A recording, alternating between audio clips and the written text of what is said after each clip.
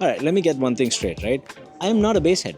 I am not a basshead. I enjoy bass as much as the next guy, but I don't have to have it pounding in my ears with a 15 decibel bass rise just to enjoy it. I don't need that. I can hear bass just fine without all that extra bassiness. And yet, I'm not so sure about that anymore. I think I might be a basshead.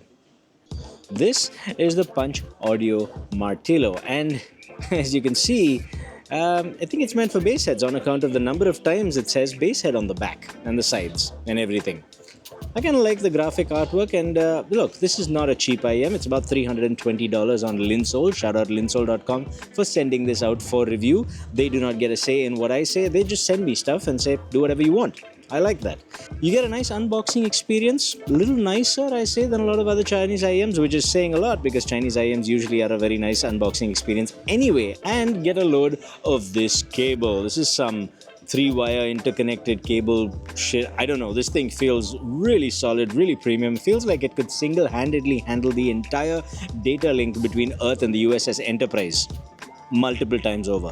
I do like that it comes with a detachable ending, so you can use it with the standard 3.5mm or the balanced 4.4mm jack if you want, and it comes with two sets of tips, both the silicone as well as the foam. Now, I tested it with the silicone because I think the silicone's really good, and honestly, you can use it with both because the fact is, that's not the important thing. The important thing is that this thing is a chungus. I mean, this is large, and still, might I say, compared to a lot of other large IEMs, it actually fits me surprisingly well with this quasi-custom IEM shape. It doesn't jut out too much, a little bit, but not too much, but also the nozzle, it just fits in a little deeply, and we like things that fit in just a little bit deeply, right? This is our jam.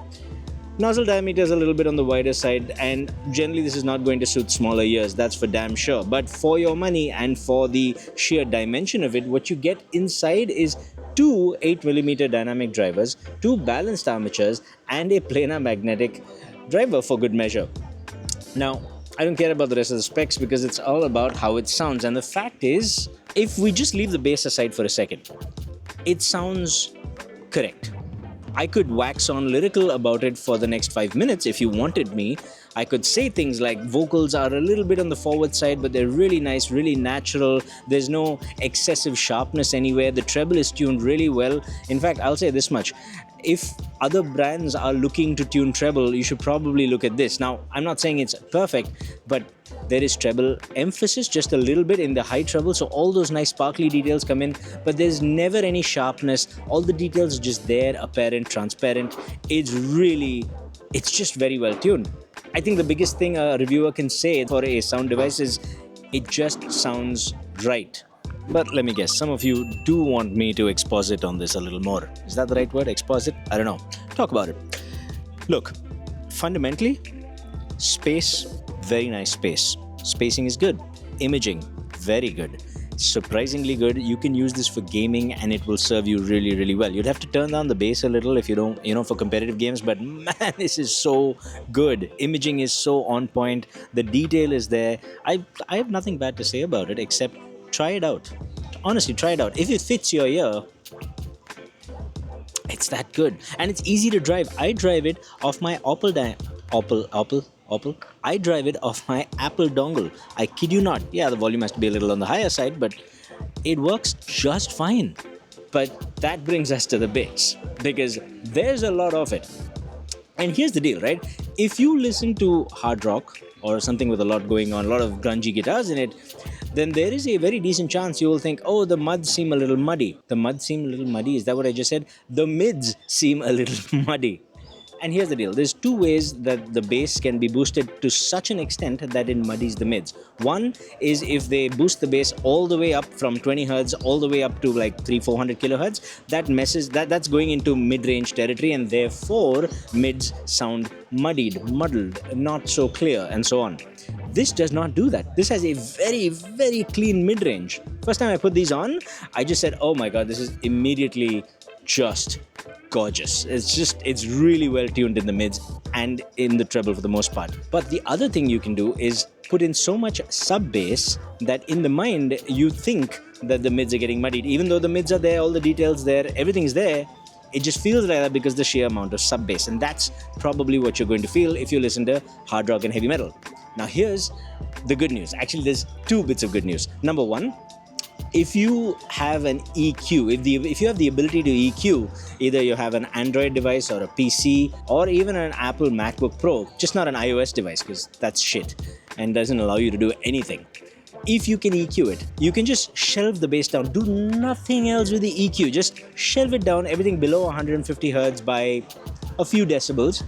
Then you get something with a slight bass emphasis but a really nice neutral IEM that sounds freaking fantastic.